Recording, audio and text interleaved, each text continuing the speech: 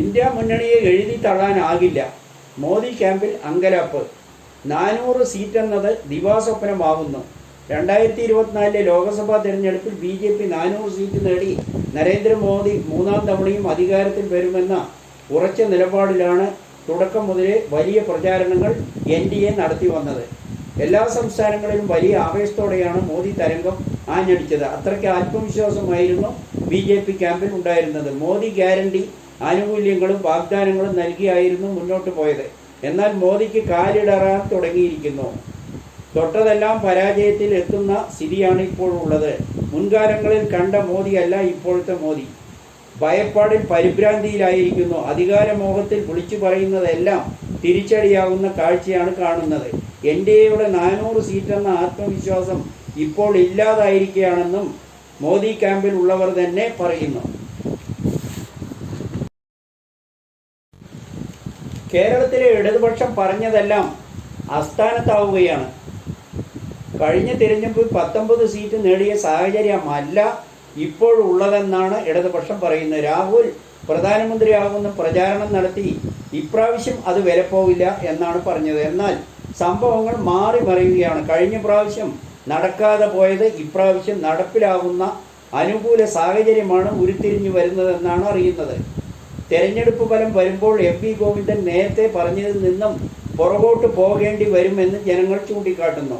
രാഹുൽ ഗാന്ധിയെ പ്രധാനമന്ത്രിയായി ആരും തീരുമാനിച്ചിട്ടില്ല എന്നാണ് സംസ്ഥാന സെക്രട്ടറി പറഞ്ഞത്.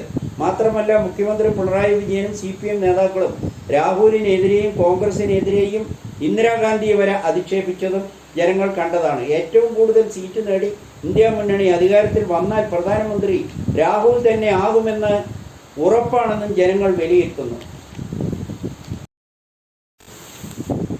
മോദി തോൽവി ഭയം കൊണ്ട് പരിഭ്രാന്തിയിൽ വില കുറഞ്ഞ പരാമർശം നടത്തുന്നുവെന്ന് പ്രതിപക്ഷം ആരോപിക്കുന്നു.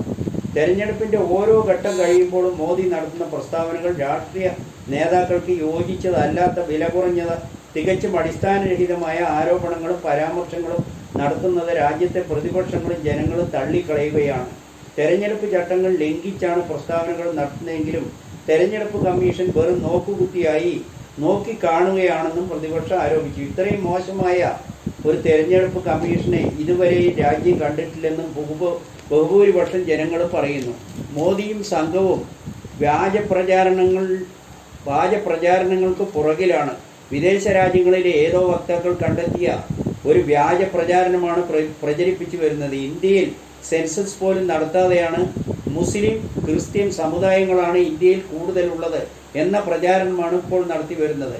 ഇത് പച്ചക്കള്ളമാണെന്ന് ഇന്ത്യൻ ജനതയ്ക്ക് നല്ലപോലെ അറിയും.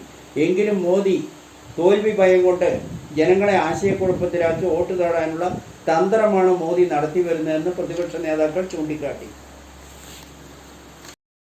ലാവ്ലിൻ കേസിലെ അനിശ്ചിതത്വം തുടരുന്നത് രാജ്യത്തെ ജനങ്ങൾ അത്ഭുതത്തോടെ നോക്കിക്കാണുന്നു. തുടർന്ന് കേസുകൾ നീട്ടുന്നതിൽ പ്രത്യേക അജണ്ടയുണ്ടോ എന്നും ജനങ്ങൾ സംശയിക്കുന്നു. ലാവ്ലിൻ കേസ് ലിസ്റ്റ് ചെയ്തിട്ടും തുടർന്ന് അനവധി പ്രാവശ്യം പല കാരണങ്ങൾ ചൂണ്ടിക്കാട്ടി മാറ്റിവെക്കുന്നു. CBI തന്നെ അനവധി പ്രാവശ്യം പല കാരണങ്ങൾ പറഞ്ഞ് മാറ്റിവെക്കണമെന്ന് ആവശ്യപ്പെടുന്നു. മറ്റു കക്ഷികളും അതേ ആവശ്യം ഉന്നയിക്കുന്നു. ജഡ്ജിമാർ മാറി നിൽക്കുന്നു.